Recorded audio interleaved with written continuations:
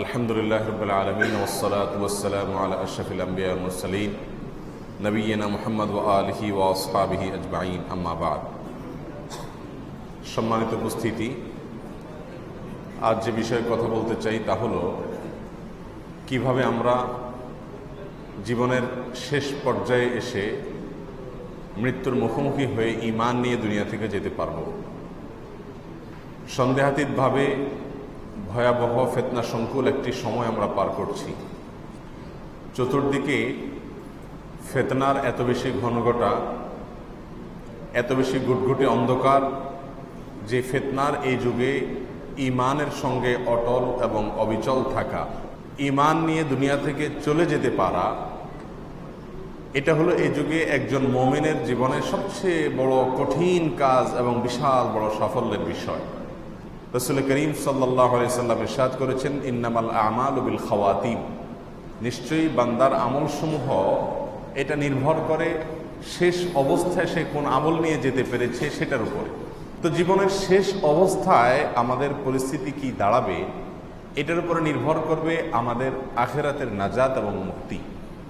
সেজন্য একজন মুমিন তার জীবনের শেষ অবস্থা নিয়ে যার পর নাই চিন্তিত থাকবেন, পেরেশান থাকবেন, ব্যাকুল থাকবেন এবং টেনশন করতে থাকবেন যে আমার জীবনের শেষ অবস্থা কি হয়, আমি কি ঈমান নিয়ে যেতে পারি নাকি ঈমান হারা হয়ে আল্লাহ না করুন আমাকে যেতে হয়। সম্মানিত উপস্থিতি, চতুর্দিকে ঈমান হরণ করার জন্য যত আয়োজন বসেছে, বিশেষ করে শেষ জামানায় এসে শয়তান আমাদেরকে ঈমান হারা করবার জন্য যত রকমের উদ্যোগ নিয়েছে, তাতে নিরাপদে নিজের ঈমান এবং তাকওয়াকে নিয়ে কবরে চলে যেতে পারা এটা কঠিন একটা কাজ, চরম কঠিন একটি কাজ। আর এই কঠিন কাজটি সহজ হওয়ার জন্য বেশ কয়েকটি আমলের কথা আমরা পরামর্শ দেব।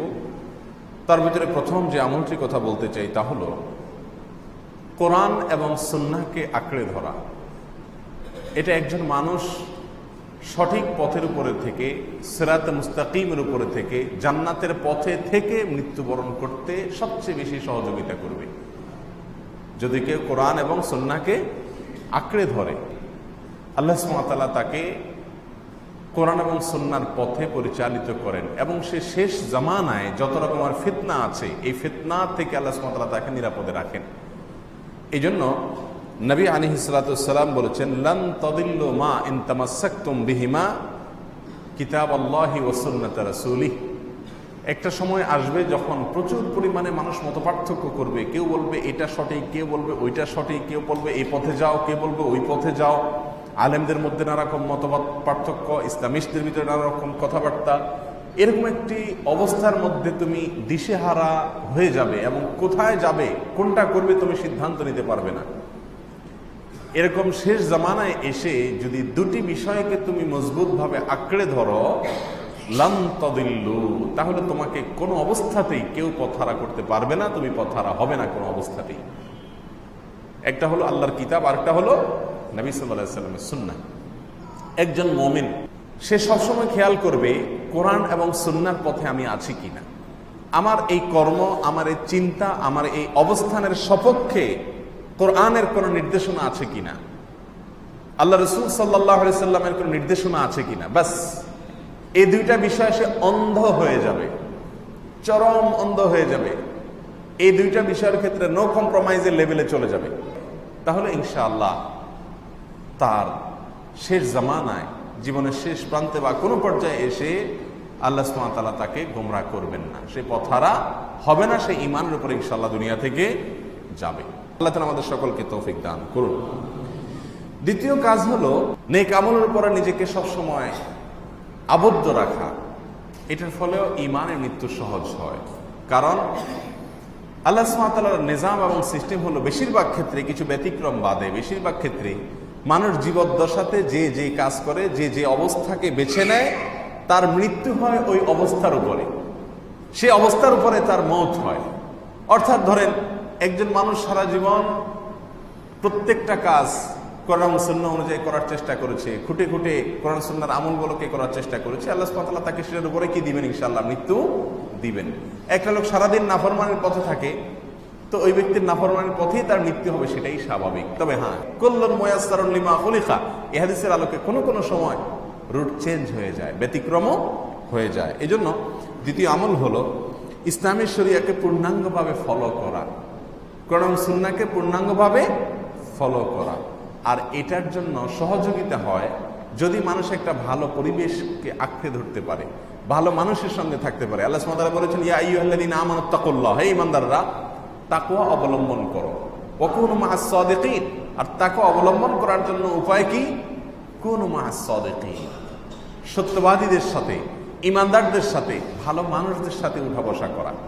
যারা আল্লাহর নাফরমানের বাইরে, আল্লাহর নাফরমানের পথে চলে না, আল্লাহর নির্দেশের বাইরে চলেন না, যাদের ভিতরে ইখলাস আছে, নিষ্ঠা আছে, এরকম মানুষদের সাথে যখন মানুষ উঠা বসা করে, তাদের সান্নিধ্য অর্জন করে, তখন আল্লাহ সুবহানাহু ওয়া তাআলা তাকেও তাকওয়ার পথে চলতে সাহায্য করে। বিশেষ করে ফিতনার যুগে এসে, আখিরি জামানায় এসে এই বিষয়টির গুরুত্ব আরো বেশি বেড়ে যায়। পরিবেশ এত ভয়াবহ যে যেখানে যাই জাহান্নামের আগুনের আঁচ যেন গায়ে লাগবে এমন অবস্থা। চতুর্দিকে জাহান্নামের ফাঁদ পাতা আছে শয়তানের তরফ থেকে। এরকম একটা পরিস্থিতিতে ভালো ভালো মানুষ যারা হারাম থেকে বেঁচে চলে, হালালের পথে চলে, তাকওয়ার পথে চলে, ইখলাসের পথে চলে, আল্লাহ সন্তুষ্টি ছাড়া জীবনে আর তাদের কোনো টার্গেট নেই, যারা বস্তুবাদী এই জীবন ব্যবস্থা থেকে অনেক দূরে, আল্লাহ সুবহানাহু ওয়া তাআলা তাদেরকে দ্বীনের জন্য, ঈমানের জন্য, আখিরাতের জন্য নির্বাচন করেছেন। এরকম মানুষগুলোর সঙ্গে খুঁজে খুঁজে, খুঁটে খুঁটে তাদের সাথে যদি চলা যায়, তাহলেও ঈমানের উপরে, নেকামলের উপরে অটল অবিচল থাকা যায়। আল্লাহ সুবহানাহু ওয়া তাআলা আমাদের সকলকে তৌফিক দান করুন। 3 নম্বর আমল হলো মাঝে মধ্যে বা প্রায় ঈমানকে নবায়ন করা। ঈমানকে নবায়ন করা, এখানে আসছে জাদ্দিদু ঈমানাকুম, তোমরা তোমাদের ঈমানকে নবায়ন করো। কয়দিন পর পর ঈমানকে নতুন করে আনো, নতুন করে আনো। কারণ কোন কাজে, কোন কথায়, কোন বিশ্বাসে ঈমান হারা হয়ে গেছে অথবা ঈমানের মিটার নিচে নেমে গেছে, তুমি নিজেও জানো না। সেজন্য ঈমানকে বেশি বেশি নবায়ন করো। জাদ্দিদু ঈমানাকুম। ক্বালু কাইফা নুজাদ্দিদু ঈমানানা ইয়া রাসূলুল্লাহ, তারা জিজ্ঞাসা করলেন, হে আল্লাহর রাসূল, আমরা ঈমানকে কিভাবে নবায়ন করব? কি করলে ঈমানকে রিনিউ করা হবে? এই রিনিউটা কিভাবে করব? তিনি বললেন, ক্বাল আকসিরু মিন কওলি লা ইলাহা ইল্লাল্লাহ। তিনি বলেছেন যে এই যে কালিমাতুত তাইয়্যিবা, লা ইলাহা ইল্লাল্লাহ, এটাকে বেশি বেশি করে বলতে থাকো। কয়দিন পর পরই কালিমায়ে শাহাদাত পড়েন, ঈমান আনেন আল্লাহর প্রতি এবং ইস্তিগফার করেন, আশহাদু আল্লা ইলাহা ইল্লাল্লাহু ওয়া আশহাদু আন্না মুহাম্মাদান আবদুহু ওয়া রাসূলুহু। কয়দিন পর পরই করতে থাকেন, বলতে থাকেন, নতুন করে ঈমান আনেন। ঈমানকে কয়দিন পর পর ঘন ঘন করে রিনিউ করেন। কারণ শেষ জামানায় অনেক জানা অজানা নানা কারণে ঈমান মানুষের চলে যায়, ছুটে যায়, দুর্বল হয়ে যায়, যার কারণে বেশি বেশি ঈমান নবায়ন করা। এটা হলো ঈমানের সঙ্গে দুনিয়া থেকে যাওয়ার জন্য তৃতীয় গুরুত্বপূর্ণ একটি আমল। আল্লাহ সুবহানাহু ওয়া তাআলা আমাদেরকে বেশি বেশি করার তৌফিক দান করুন। নাম্বার 4, অনেক উলামায়ে কেরাম পরামর্শ দিয়েছেন মেসওয়াক করা বেশি বেশি করে। কারণ রাসূল করিম সাল্লাল্লাহু আলাইহি সাল্লামের জীবনের শেষ আমল ছিল মেসওয়াক। তিনি আয়েশা রাদিয়াল্লাহু তাআলা আনহার কোলে মাথা রেখে তার জীবনের শেষ নিঃশ্বাস যখন ত্যাগ করেছেন, তার জীবনের শেষ আমল ছিল মেসওয়াক করা। তো মেসওয়াক করে, কালিমায়ে শাহাদা পাঠ করে, আল্লাহর প্রতি ঈমান এটা প্রকাশ করে দুনিয়া থেকে চলে যাওয়ার যে তৌফিক নসিব হয়েছে, এখান থেকে অনেক উলামায়ে কেরামগণ বলে থাকেন যে এটার উপরে ভিত্তি করে মেসওয়াক বেশি বেশি করে করা, এটা ঈমানে মৃত্যুর জন্য সহায়ক একটি আমল। মেসওয়াক তো আমাদের সমাজ থেকে এখন বিদায় নিয়ে গেছে। এখন ব্রাশ, এটাকে আমরা একমাত্র আমাদের মুখ পরিষ্কারের জন্য অবলম্বন হিসাবে রেখেছি। অথচ ব্রাশের চাইতে মেসওয়াক নিয়মিতভাবে করা, এটা স্বাস্থ্যের জন্য যেমন ভালো, তেমন ঈমানের জন্যও ভালো। আর যদি বলেন যে না, ব্রাশ করতেই হবে, তো ব্রাশ করেন, ভিন্ন কথা, কিন্তু পাশাপাশি মেসওয়াকও করেন। নবী সাল্লাল্লাহু আলাইহি ওয়াসাল্লাম বলেছেন যে আমি যদি তোমাদের জন্য কঠিন মনে না করতাম, লাউলা আন আশুক্কা আলা উম্মতি লামারতুহুম বিসওয়াকি ইনদা কুল্লি সালাহ আও ইনদা কুল্লি ওযু। কয়েক হাদিসে কয়েক রকম আসছে যে প্রত্যেক নামাজের সময় মেসওয়াক করার নির্দেশ আমি জারি করে দিতাম যদি আমি তোমাদের জন্য এটা কষ্টকর মনে না করতাম। এই জন্য মেসওয়াকের আমলটা খুব বেশি বেশি করা, এটাও ঈমানের সঙ্গে দুনিয়া থেকে বিদায় হওয়ার জন্য সহায়ক আমল। এই জন্য এই আমলটা বেশি বেশি করবো ইনশাআল্লাহ। নাম্বার 5, বেশ কিছু দোয়া আছে আল্লাহর কাছে একেবারে কায় মনোবাক্যে চোখের পানি ফেলে একাকী নিঃসঙ্গে বসে দোয়াগুলোর অর্থকে অনুধাবন করে বুঝে বুঝে আল্লাহর কাছে এই দোয়াগুলো সবসময় করতে থাকা, অ্যাপ্লিকেশন করতে থাকা যে আল্লাহ আমার জন্য ঈমানের সঙ্গে মৃত্যু হয়, আমি যেন তোমার প্রতি বিশ্বাস নিয়ে যেতে পারি, আমি যেন বেঈমান হয়ে যাওয়া না লাগে, আমার জন্য শেষ পরিণতিটা খারাপ না হয়, শেষ ভালো যার সব ভালো তার, এটা হাদিসেরই মর্মার্থ। অতএব আমার খারাপ যেন কর্মের মাধ্যমে আমার শেষ এবং বিদায় দুনিয়া থেকে না হয়, সেজন্য নবী আলাইহিস সালাম অনেকগুলো দোয়া শিক্ষা দিয়েছেন এবং স্বয়ং রাসূল করিম সাল্লাল্লাহু আলাইহি সাল্লাম অনেকগুলো দোয়া পড়তেন। আর কোরআনে কারীমে আল্লাহ সুবহানাহু ওয়া তাআলা অনেকগুলো দোয়া শিক্ষা দিয়েছেন, দোয়ামূলক অনেকগুলো আয়াত আছে, সেগুলো বেশি থেকে বেশি পাঠ করা। তার ভিতরে একটি দোয়া হলো আল্লাহুম্মা ইন্নী আউযু বিকা আন উশরিকা বিকা ওয়া আনা আ'লাম ওয়া আস্তাগফিরুকা লিমা লা আ'লাম। আল্লাহুম্মা ইন্নী আউযু বিকা, আল্লাহ আপনার কাছে আমি আশ্রয় চাই, আন উশরিকা বিকা ওয়া আনা আ'লাম, আমার জ্ঞাতসারে আমি জেনে বুঝে আপনার প্রতি শিরক হয়, আপনার প্রতি অংশীদার সাব্যস্ত করা হয়, এরকম ভয়াবহ অপরাধ থেকে আমি যেন বেঁচে থাকতে পারি, আপনার কাছে আমি আশ্রয় চাই। ওয়া আস্তাগফিরুকা লিমা লা আ'লাম, আর আল্লাহ আমার অজান্তে, আমার অজ্ঞাতসারে, আমি টেরও পাই নাই এরকম কোনো ভাবে যেন কোনো শিরক আমার দ্বারা না হয়ে যায়, সেজন্য আপনার কাছে আশ্রয় চাই। আল্লাহুম্মা ইন্নী আউযু বিকা আন উশরিকা বিকা ওয়া আনা আ'লাম ওয়া আস্তাগফিরুকা লিমা লা আ'লাম।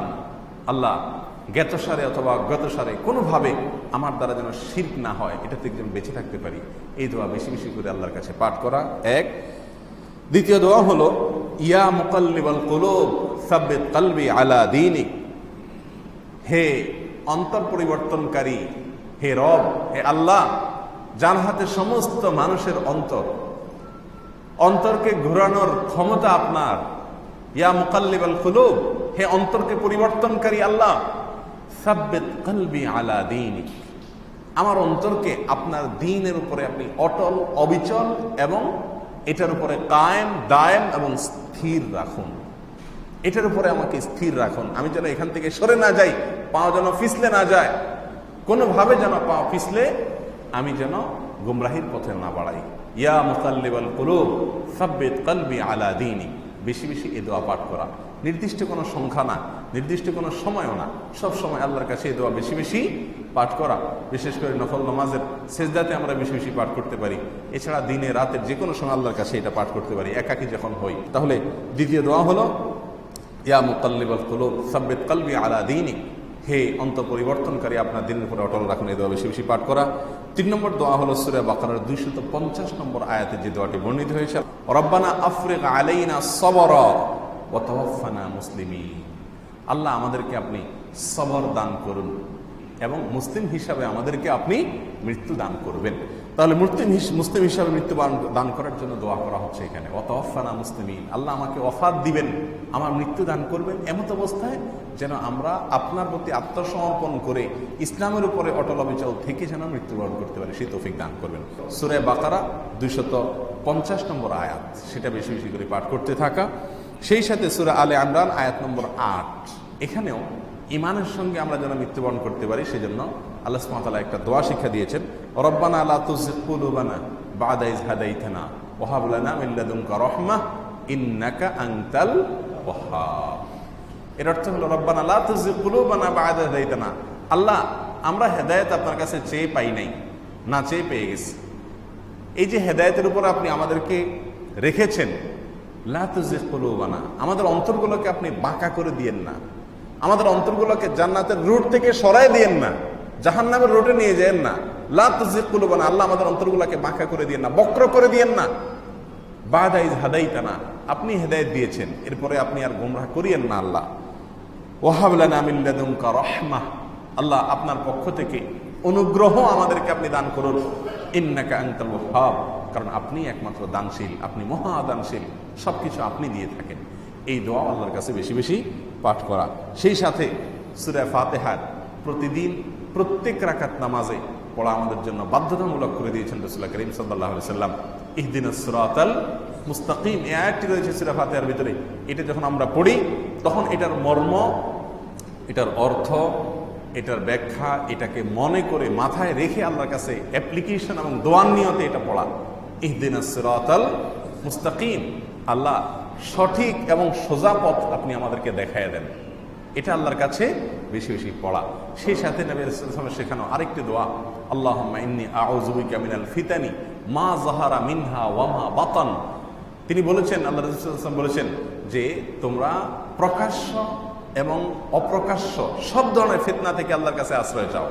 এই জন্য দোয়া করা, আল্লাহুম্মা ইন্নী আউযু বিকা মিনাল ফিতানি, আল্লাহ সব ধরনের ফিতনা, পরীক্ষা, যে পরীক্ষা বিচলিত হয়ে মানুষ পথহারা হয়ে যায়, এরকম ফিতনা থেকে আপনার কাছে আশ্রয় চাই। মা যাহারা মিনহা, যে ফিতনাগুলো বোঝা যায়, পরিষ্কার প্রকাশ্য সেগুলো, ওয়ামা বাতান, যে ফিতনাগুলো বোঝা যায় না, উপর দিয়ে ভালোই মনে হয়, ভেতরে আসলে এর পেছনে ফিতনা লুকায়িত আছে, এই সব ধরনের ফিতনা থেকে আল্লাহ আপনার কাছে আমরা আশ্রয় চাই। এই জাতীয় দোয়াগুলো বেশি থেকে বেশি পাঠ করা, এটাও ঈমানের সঙ্গে দুনিয়া থেকে যাওয়ার জন্য সহায়ক আমল। আল্লাহ সুবহানাহু ওয়া তাআলা আমাদের সকলকে এই সব আমলগুলো বেশি থেকে বেশি করার তৌফিক দান করুন।